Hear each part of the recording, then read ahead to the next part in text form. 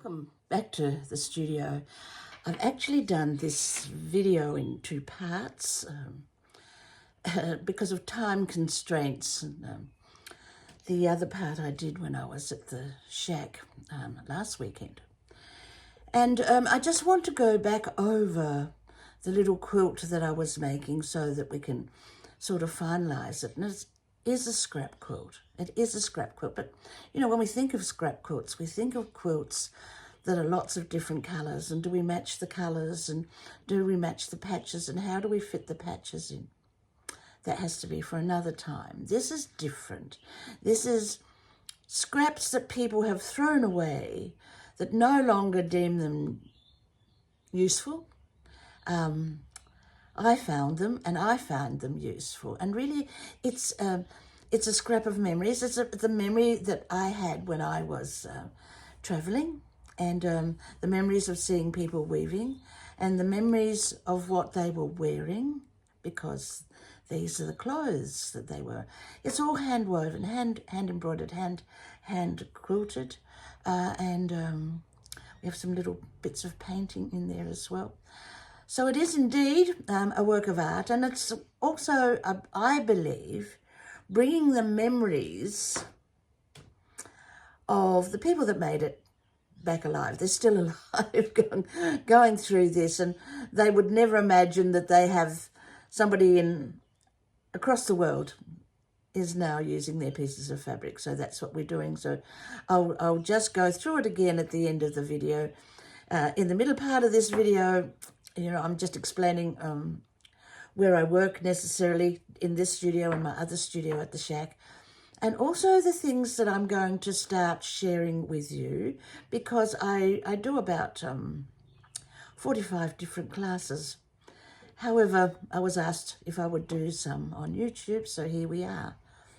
I think my most major one is the Bayeux tapestry that I'm recreating, and yes, I'll show you a picture of that, and then I'll do one whole program for that, or probably more, because I have to start working on it again. So follow along, and if you enjoy these, I'm happy for you to subscribe. Well, I will do some newsletters. I'm new to this, but it's quite fun, really. Hi, folks. Back in the studio, in my warmer studio clothes. Turned the heaters off, and you know, we're in autumn here in Australia, so it's a little bit changeable, I should say. So I've just got back from 4 or 5 days up at our shack. It's not our shack, it's actually our son's shack, but he lives in America, so we look after it for him.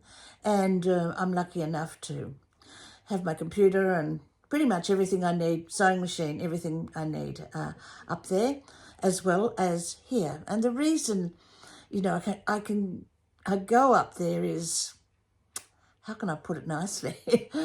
Actually, to be on my own. I think, I mean, I adore this studio. It's a very big studio, and I've had it for 50 years. I have another studio the other side of the garden. However, you know, I'm at home, and sometimes I just stop and think, oh, I'll just go in and have a cup of tea, or even though I've got a coffee maker out here, or I'll go and put the washing on, or maybe I'll just iron this, or you know what it's like. I get distracted, to say the least, and then when I'm at the shack, there's only me. I can stay in my pajamas the whole time if I really want to. I have been known to do so.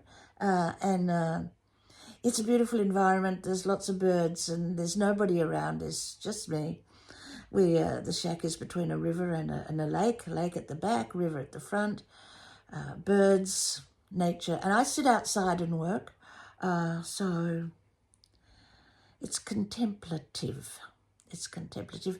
And I do seem to be able to get a lot more work done. And because I have my computer there, I can do, you know, that online business stuff as well. So So what I did when I was up there, as I spent a few hours each day hand stitching and going over some of the edges of all the pieces. I don't like to have too many messy edges, and it's really looking quite nice now.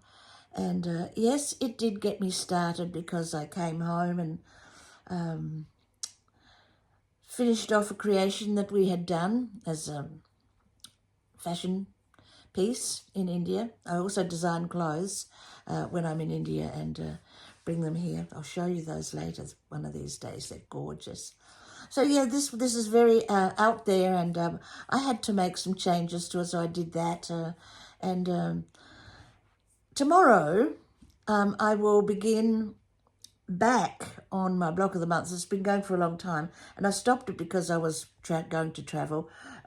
So I have to get it all out, and I'll share it with you when I'm doing it, and you can have a look at it. It's very different to this, totally different.